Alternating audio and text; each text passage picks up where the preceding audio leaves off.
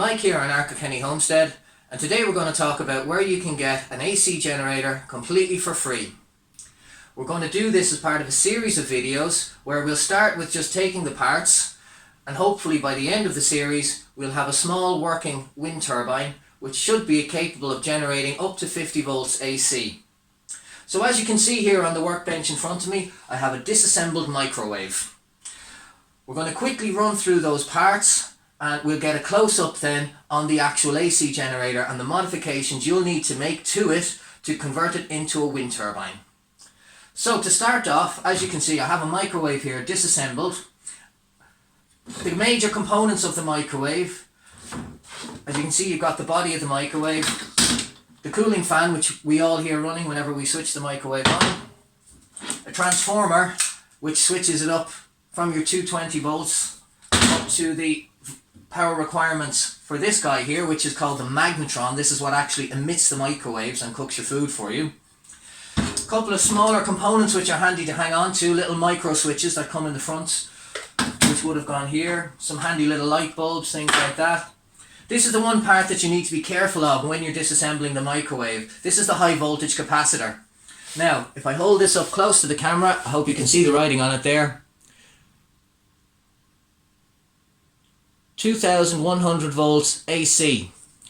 Be extremely careful if you are removing this from the microwave. Do not touch the contacts on the end of it, as they can hold charge for quite some time and you'll get a nasty shock from it if you do.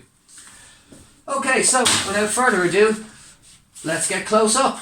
Okay, so we've moved all the other parts out of the way, and what we really want from this microwave for this project today is this little guy here. This is the turntable motor that's at the bottom of each microwave. Now as we look at it, very small synchronous motor. It requires 220 to 240 volts to turn. As it sits, it's extremely difficult to get it to rotate. So here's how we solve that problem. Let's get that out of the way and let's just focus on our motor. Okay, so now we've got our motor out in our hands, and now we're going to take a closer look at it. Now in order to get this to turn freely, you're going to need to open this motor up. There's a small number of gears inside that are making it damn near impossible to turn. So what we're going to do is we're going to remove this end plate. Now this end plate comes off quite easily with a flat screwdriver. There's 4 tabs that hold it in place. And if you're very gentle, just get the edge of the screwdriver in and you can pop that plate right up. Now as you can see in here, there's all our gears. So all we need to do is just remove them, and they're only just sitting in there. They come out really, really easy. Just try and lift them all up. Okay, so now we've got all our gears out of the way, and this is what we need. This is going to be the center of your small wind turbine. You've got a small ferrite in the middle, a winding on the outside, and 2 connections. Now in order to drive that, a little handy hack that I've got, just use a little roll plug. We slip the roll plug on there like that, just shove it over the end, and now we've got something to drive it with. Okay, so the next thing we're going to do is we're going to get our multimeter. We're going to strip off the ends of these wires, we're going to get our multimeter, and we're going to drive this just using a power drill and see what the output from this is before we put anything else on it or go any further. Okay, so for the sake of convenience, I've stuck 2 little spade clips on the end of each wire just to try and make it handy for the multimeter to connect to, because this is going to jiggle about a bit when I connect the power drill to it.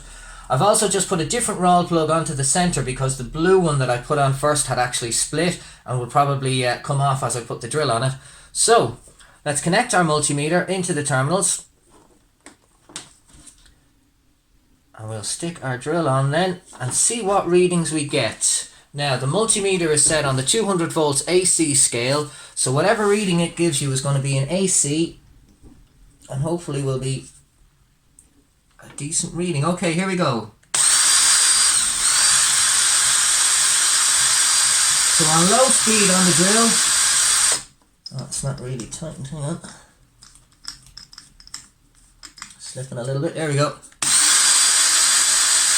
So on the low speed on the drill, that is reading 13.8 to 14 volts. and that is a perfect potential difference to charge a 12 volt system. Now if I turn it up to the higher speed on the drill, let's see what it does. Now we're up at 48.7 volts. Awesome. Okay, so there you have a nice little AC generator that will generate a steady 13-14 volts to charge your system if it's 12 volts, or up to 48 depending on what your requirements are.